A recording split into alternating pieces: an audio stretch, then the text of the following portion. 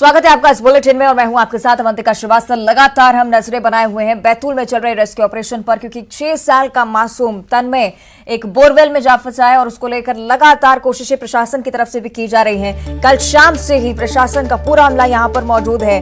करीब 50 से 60 फीट की गहराई पर यह बच्चा फंसा हुआ है और बोरवेल में गिरे तन्मय का रेस्क्यू ऑपरेशन कल शाम से लगातार जारी। दूसरे छोर से भी खुदाई शुरू हो चुकी है। नर्मदापुरम डीआईजी जगत सिंह राजपूत, नर्मदापुरम कमिश्नर श्रीमन शुक्ला भी मौके पर मौजूद हैं। तन्मय को सुरक्षित निकालने के लिए युद्ध स्तर पर प्रयास किया जा रहा है। तो ये तस्वीरें आपको दिखा रहे हैं रेस्क्यू ऑपरेशन से जुड़ी हुई। जेसीबी की मदद से दूसरी ओर भी गड्ढा खोदने की कोशिश। पिछले 5 घंटे से लगभग लगातार हमारी खुदाई चल रही है और हम 18 फुट के आसपास पहुंचे हैं और हम लोगों को लगभग 35 से 40 फुट के बीच में जाना है। तो मेरा मानना है कि लगभग 8 से 10 घंटे और लगने की संभावना है। क्या दिक्कतें आ रही है सर खुदाई में? खुदाई में इशू ये है कि यहाँ बहुत हार्ड स्ट्रेटा है, जिस वजह से हम लोगों को ब्रेकर भी लगाना पड़ रहा है और पोकलैंड के माध्यम से भी काम चल रहा है। मौके पे पर्याप्त संसाधन हम लोगों के द्वारा मोबिलाइज कर लिए गए हैं। जल्द ही हम कार्य को पूरा कर लेंगे। तो देखिए तस्वीरें आपको दिखा रहे हैं रेस्क्यू ऑपरेशन से जुड़ी हुई और लगातार इस बारे में भी जानकारी दी जा रही है कि जो भी ये क्षेत्र है मांडवी गांव का ये वो क्षेत्र है जहां पर चट्टान काफी ज्यादा संख्या में मौजूद है और इस वजह से दूसरे गड्ढे को खोदने में बहुत ज्यादा मुश्किलों का सामना प्रशासन को करना पड़ रहा है। हालांकि स्टोन क्रैशर मशीन इस दौरान यूज की जाती है, हालांकि आगे इसकी जरूरत पड़ती है या नहीं इस बारे में भी आप तक हम जानकारी पहुंचाएंगे। लेकिन रेस्क्यू ऑपरेशन की भी तस्वीरें देखिए। पहले रस्सी से बांधकर भी उसे निकालने की कोशिश हुई थी। तन्मय के हाथ में भी जरूर रस्सी फंसी, लेकिन करीब 12 फीट तक उसको खींचा गया। उसके बाद ये रस्सी खुल जाती है, बीच में ही बच्चा फंसा रह गया और गड्ढे में पत्थर आने की वजह से दूसरा गड्ढा खोदने का काम शुरू किया गया है और दूसरी तरफ भी लगातार युद्ध स्तर पर उस गड्ढे को खोदने का काम किया जा रहा है। रात 11 बजे हाथ में रस्सी बांधकर ऊपर खींचने की कोशिश इस बच्चे को हुई। करीब 12 फीट ऊपर आया, उसके बाद बीच में ही रस्सी खुल गई, वहीं पर अटक कर ये तन्मय रह गया है। हालांकि लगातार उम्मीदें परिजनों को भी हैं कि जल्द से जल्द इस बच्चे को इस बोरवेल से बाहर निकाल लिया जाएगा। बताया जा रहा है कि नया ही इस बोरवेल को खोदा गया था। उसके बाद जब पूजन का काम यहाँ पर चल रहा था, अचानक से ही ये बच्चा इसमें जा गिरा, क्योंकि खेलते खेलते ये दुर्घटना हुई है। और इस रेस्क्यू ऑपरेशन पर मंत्रालय के कंट्रोल रूम से भी लगातार मॉनिटरिंग की जा रही है। अफसर लगातार नजर बनाए हुए हैं। भोपाल, नर्मदापुरम, हरदा से भी एसडीआरएफ की टीमें लगातार इस रेस्क्यू ऑपरेशन में जुटी हुई हैं। रात 9 बजे तक बोरवेल के समांतर 10 फीट गहरा गड्ढा खोदा जा चुका था, लेकिन उसके बाद चट्टान बीच में आ गई। लगातार इस बारे में अपडेट्स भी दी जा रही हैं कि जो चट्टानें हैं वो लगातार मुश्किलें पैदा कर रही हैं इस गड्ढे को बनने में, जबकि पैरेलल गड्ढा खोदा जाना बहुत ज़्यादा ज़रूरी होता है। इस तरह के मामलों में जब पैरेलल गड्ढा खोदा जाता है तो आसानी से इस बच्चे के पास पहुंचा जा सकता है और वहां से उसका रेस्क्यू ऑपरेशन किया जा सकता है।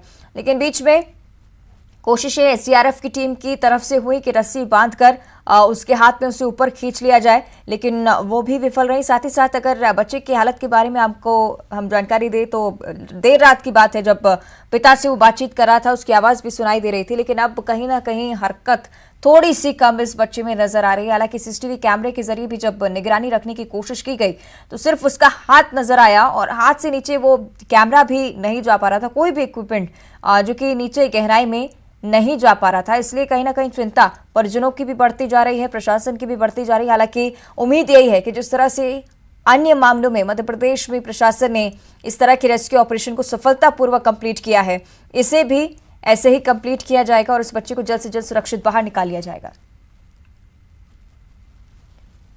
आगे बढ़ते बात करेंगे रायपुर की बड़ी जानकारी। सीएम भूपेश बघेल आज महासमुंद जाएंगे। बलौद और भंवरपुर में आमजनों से भेंट मुलाकात का कार्यक्रम आज रखा गया। सुबह गरियाबंद में अधिकारियों के साथ समीक्षा बैठक लेंगे। साथ ही साथ सीएम गरियाबंद में प्रेस को भी संबोधित करेंगे। गरियाबंद दौरे पर सीएम भूपेश बघेल भेंट मुलाकात कार्यक्रम का सिलसिला उनका लगातार आगे बढ़ता हुआ और एक बार फिर से ग्रामीणों के बीच पहुंचेंगे। योजनाओं का फीडबैक लेते हुए सीएम भूपेश बघेल आज फिर से नजर आएंगे।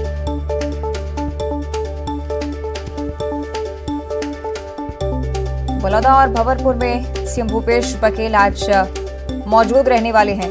भेंट मुलाकात कार्यक्रम के तहत लगातार जनता से रूबरू हो रहे हैं और यही एक क्रम आज गरियाबंद में भी सीएम भूपेश बघेल पहुंचेंगे। तो अधिकारी के साथ समीक्षा बैठक भी, साथ ही साथ बलौदा और पवनपुर में आमजनों से भेंट मुलाकात।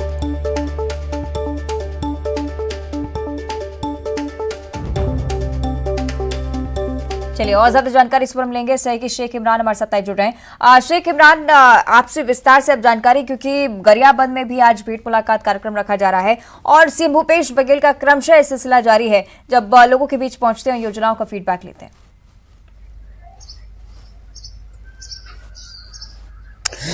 जी बिल्कुल, मुख्यमंत्री भूपेश बघेल का भेंट मुलाकात कार्यक्रम का ये जो सिलसिला लगातार जारी है और 5 दिसंबर से ही गरियाबंद जिले में भेंट मुलाकात में शामिल होने मुख्यमंत्री भूपेश बघेल पहुंचे हुए हैं और आज भेंट मुलाकात कार्यक्रम का ये तीसरा दिन है और तीसरे दिन गरियाबंद के सर्किट हाउस में रुके हुए हैं और आज सुबह 9:30 बजे के करीब पत्रकारों से वो वार्ता करेंगे, प्रेस कॉन्फ्रेंस लेंगे। उसके बाद भूमि पूजन और लोकार्पण का कार्यक्रम है। तो लगातार मुख्यमंत्री भूपेश बघेल 3 दिनों से गरियाबंद जिले में हैं और पहले दिन छूरा पहुंचे। छूरा में भी लाखों रुपए के विकास कार्यों की सौगात दी, आम जनता से भेंट मुलाकात किए। उसके बाद फिंगेश्वर पहुंचे ठीक उसी दिन और राजिम के रेस्ट हाउस में रुके और सुबह कुलेश्वर महादेव के दर्शन करने के बाद वो ठीक देवभोग के लिए निकल गया और देवभोग में भी भेंट मुलाकात कार्यक्रम किए। उसके बाद बिंद्रानवागढ़ में भी भेंट मुलाकात कार्यक्रम में किया, आम जनता से बातचीत किए और तीसरे दिन यानी गरियाबंद के सर्किट हाउस में रुके हुए हैं। वहां भी लगातार अधिकारियों के साथ समीक्षा बैठक ले रहे हैं, प्रेस वार्ता करेंगे। तो गरियाबंद जिले के दोनों विधानसभा में भेंट मुलाकात कार्यक्रम का यह जो सिलसिला लगातार जारी रहा और इस दौरान जो जनता का जो भीड़ है वो देखते ही बना और सीएम के आगमन को लेकर काफी जो उम्मीदें जता रही थी उसमें वो लगभग खरा उतरे हैं, क्योंकि छूरा में रजिस्टर कार्यालय और फिंगेश्वर को तहसील, पांडुका को उप तहसील, देवभोग को नगर पंचायत, कोपरा को नगर पंचायत, ऐसे करके कई बड़ी सौगातें दी हैं। तो कहीं ना कहीं मुख्यमंत्री के दौरे को लेकर जो एक बड़ी कयास लगाई जा रही थी, बड़ी उम्मीद लगाई जा रही थी, लगभग इसको घोषणा होते ही जनता खुश नजर आ रहे हैं। लेकिन अब गरियाबंद से प्रोटोकॉल के अनुसार गरियाबंद से मुख्यमंत्री दोपहर को ही महासमुंद जिले के लिए रवाना हो जाएंगे। वहां भी भेंट मुलाकात कार्यक्रम है। बलौदा और सरायपाली में भेंट मुलाकात करेंगे, आम जनता से रूबरू होंगे, वहां भी समीक्षा बैठक लिया जाएगा, वहां भी लोगों से बातचीत करेंगे। तो इस तरह मुख्यमंत्री भूपेश बघेल का प्रदेश व्यापी भेंट मुलाकात कार्यक्रम चल रहा है और अब तक 50 विधानसभाओं में यह भेंट मुलाकात कार्यक्रम हो चुका है। जी बिल्कुल, ना सिर्फ योजनाओं का फीडबैक लेते हैं सीएम, बल्कि कई सारे विकास कार्य की सौगात भी। शुक्रिया आपका शेख इमरान इस पूरी जानकारी के लिए। तो एक तरफ सीएम भूपेश बघेल का भेंट मुलाकात कार्यक्रम जारी और अब आरक्षण पर भी चर्चा बेहद जरूरी हो जाती है। छत्तीसगढ़ में आरक्षण संशोधन बिल विधानसभा में पारित कर दिया गया, लेकिन इस पर अभी तक राज्यपाल ने हस्ताक्षर नहीं किए। इसे लेकर सियासत भी अब जोरों पर है।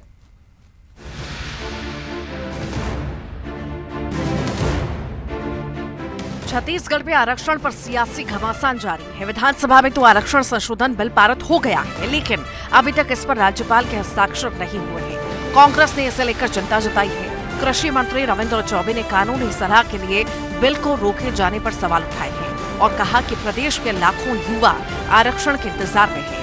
रविंद्र चौबे ने राज्यपाल से बिल पर दस्तखत करने की अपील की है। महामहिम ने स्वयं कहा था कि विशेष सत्र बुला करके आरक्षण के पक्ष में कानून बनना चाहिए। उन्होंने स्टेटमेंट भी दिया था कि जैसे ही बिल उनके पास आएगा तत्काल उसकी अनुमति वो जारी करेंगे और उस स्टेटमेंट के आधार पे हमने महामहिम से तत्काल अनुमति जारी करने के लिए जिस दिन हमारा विधेयक पारित हुआ उसी दिन 5 मंत्रियों सहित प्रशासनिक अधिकारी ले जा करके जो विधानसभा की कार्यवाही है उसको माननीय महामहिम को हमने अवगत कराया था। उम्मीद करते थे कि बहुत जल्दी हस्ताक्षर हो जाएगा। आज तीसरा दिन है। लगातार मीडिया में आ रहा है कि लीगल ओपिनियन लिया जा रहा है, लेकिन मुझे लगता है कि अब महामहिम को भी इसमें शीघ्रता करना चाहिए। छत्तीसगढ़ के हजारों हजार बेरोजगारों के भविष्य, नियुक्तियों और अवसर का सवाल है। प्रदेश सरकार बिल पर राज्यपाल के हस्ताक्षर की गुजारिश कर रही है। रविंद्र चौबे के बयान पर बीजेपी ने निशाना साधा। पूर्व मंत्री ब्रजमोहन अग्रवाल ने कहा कि राज्यपाल राज्य की संवैधानिक प्रमुख है और वो जो भी करेंगी संविधान के मुताबिक करेंगी, कांग्रेस के मुताबिक नहीं। संविधान, नियम, कायदे, कानून ये कांग्रेस पार्टी की जेब के विषय नहीं है। जिस प्रकार से उन्होंने प्रदेश के आदिवासियों को, प्रदेश के पिछड़ा वर्ग को, प्रदेश के अनुसूचित जाति को, प्रदेश के अगड़ा वर्ग को भुलावे में रखने की कोशिश की है। कानूनविद सरकार के भुलावे में नहीं आने वाले हैं। वो तो जो नियम, कायदे, कानून, संविधान के अनुसार होगा वही होगा। और राज्यपाल किसी भी राज्य की संवैधानिक प्रमुख होती हैं और इसलिए वो जो भी निर्णय करेंगी वो संविधान के अनुकूल करेंगी, कांग्रेस के अनुकूल नहीं करेंगी। आरक्षण को लेकर प्रदेश में लंबे समय से सियासत जारी है। प्रदेश सरकार खुद को आदिवासियों का हितैषी बताते हुए आरक्षण पर जोर लगा रही है। ऐसे में विधानसभा में आरक्षण संशोधन बिल पारित किए जाने के बाद राज्यपाल के हस्ताक्षर को लेकर भी सियासी बयानबाजी की जा रही है। Bureau report, news 18। वहीं दूसरी तरफ पीएल पुनिया को हटाकर कुमारी शैलजा को प्रदेश कांग्रेस प्रभारी बनाए जाने पर भी सियासत शुरू हो गई है। पूर्व नेता प्रतिपक्ष रामलाल कौशिक ने तर्ज कसा है। उन्होंने कहा है कि प्रभारी बदलने से कुछ नहीं होगा, जनता ने प्रदेश सरकार को बदलने का मन बना लिया है। वहीं कांग्रेस ने इसे सामान्य संगठनात्मक प्रक्रिया बताया है और बीजेपी पर पलटवार किया है।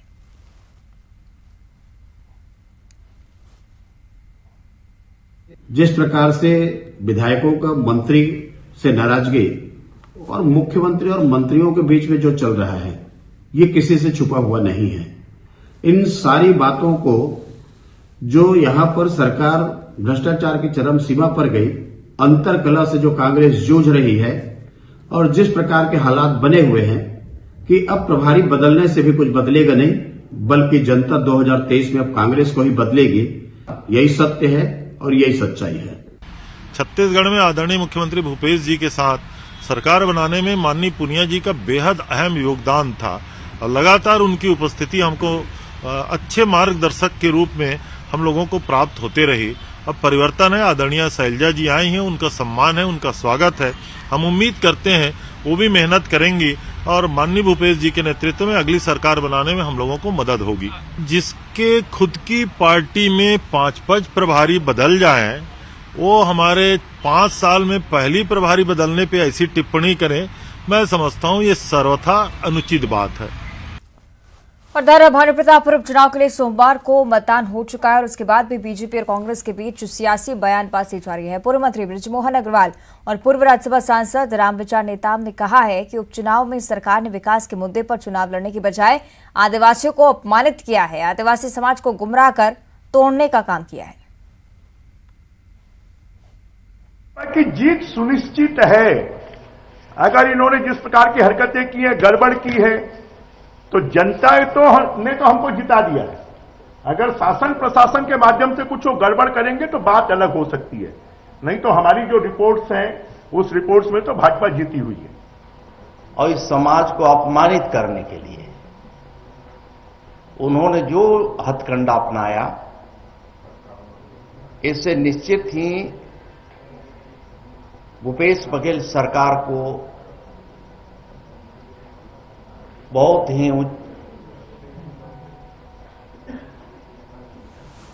हाय लगेगा, लोगों को श्राप भी लगेगा। तो साथियों, इस तरह से हमारे समाज को जो लांछित करने का, अपमानित करने का और प्रताड़ित करने का जो इस सरकार ने षड्यंत्र किया है, उसका नतीजा निश्चित तौर पे 8 तारीख को जो परिणाम घोषित होगा तो उसमें दिखाई देगा। और अब रायपुर से बड़ी खबर है। तनु कोरे हत्याकांड को लेकर आज आरोपी को ओडिशा पुलिस रायपुर लेकर आने वाली है। आरोपी सचिन को पुलिस आज यहां पर लाएगी और 3 दिनों की पुलिस रिमांड पर आरोपी है। क्राइम सीन रिक्रिएशन के लिए रायपुर के लिए इस आरोपी को यहां पर लाया जा रहा है। कोरबा जिले की रहने वाली थी तनु कोरे, ओडिशा में उसकी हत्या की गई।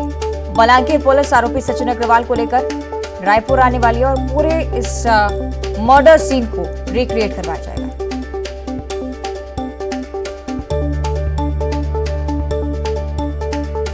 तनु कोरे हत्याकांड को लेकर जानकारी, आरोपी को ओडिशा पुलिस रायपुर लेकर आने वाली है। और बिलासपुर की बात करेंगे। एक रेस्टोरेंट पर निगम का बुलडोजर चला है। सिविल लाइन थाना क्षेत्र में सरकारी जमीन पर अवैध रूप से बनाए गए रेस्टोरेंट को जमींदोज करने की कार्रवाई की गई है। जिले के उसलापुर इलाके में स्थित रेस्टोरेंट जिले में कई दिनों से अतिक्रमण के खिलाफ कार्रवाई जारी है और उसी की एक और बात।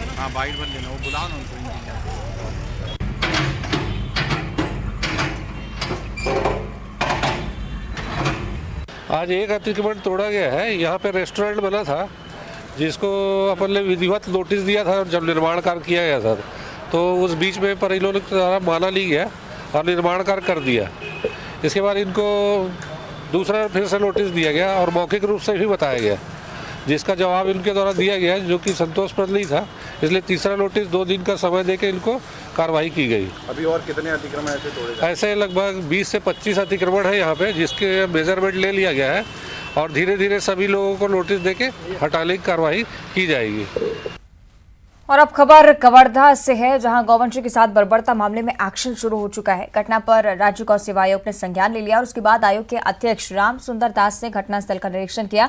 उन्होंने कहा कि घटना जितनी निंदाजनक है, निश्चित तौर पर उतनी शर्मनाक भी है और ऐसे कृत्य करने वालों के साथ सख्ती से निपटा जाना चाहिए ताकि फिर से इस तरह की घटनाएं सामने न आए।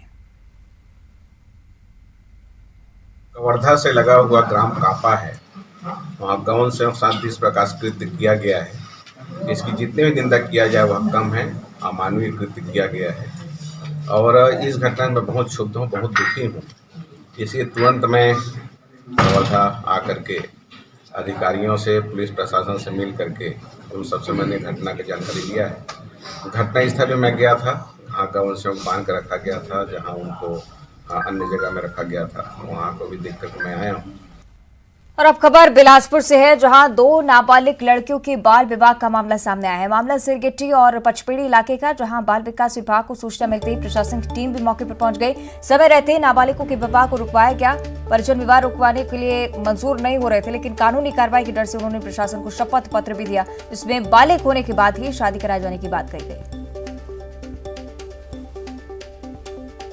जब हम गए तो बालिका का हल्दी तेल वाला प्रोग्राम शुरू था और बालिका 14 वर्ष की निकली। उसका आधार कार्ड और स्कूल का दाखिल खारिज सर्टिफिकेट हमने लिया, उसके आधार पे हमने उम्र का सत्यापन किया। उसमें बालिका 14 वर्ष की निकली तो पेरेंट्स को समझाइश देकर और हम एक शपथ पत्र भरवाते हैं, वो शपथ पत्र भरवा के समझाइश देकर उनका बाल विवाह रोका गया। दूसरी घटना हमारी पचपेड़ी थाना क्षेत्र के अंतर्गत सूचना मिली थी, उसमें बालिका 16 वर्ष की थी और बारात कसडोल बलौदा बाजार जिले से आने वाला था। पता शादी किए तब तक बारात आ चुकी थी और बारात का जो कार्यक्रम होता है वो कार्यक्रम होने के बाद लड़के को मंडप में बिठाया गया था। उस समय हम लोग पहुंचे हैं और बालिका का उम्र सत्यापन किए, दाखिल खारिज देख के बालिका 16 वर्ष की निकली और लड़का जो था वो 18 वर्ष का था। उसके बाद उसके पेरेंट्स को बिठाकर समझाइश दिया गया। गांव में सरपंच थे, कोटवार थे, आंगनवाड़ी कार्यकर्ता, महिला बाल विकास सुपरवाइजर मैडम। और बात करेंगे छत्तीसगढ़ के मौसम की। सर्दी का सितम यहां पर लगातार जारी है। ठंडी हवा चलने से ठिठुरन लगातार प्रदेश में बढ़ती जा रही है। ठंड और शीतलहर से सामान्य जनजीवन भी प्रभावित हो रहा है और लोग अब अलाव का सहारा लेते दिख रहे हैं। बलरामपुर का न्यूनतम तापमान 7 डिग्री पर पहुंच गया। अंबिकापुर में न्यूनतम तापमान 8 डिग्री है। कोरबा में भी तापमान 8 डिग्री सेल्सियस दर्ज किया गया है। मनेन्द्रगढ़ में न्यूनतम तापमान 9 डिग्री सेल्सियस। मुंगेली की भी कुछ यही स्थिति है और लगातार सर्दी का सितम छत्तीसगढ़ में जारी है। और अब देखिए 25 सेकंड में खबर।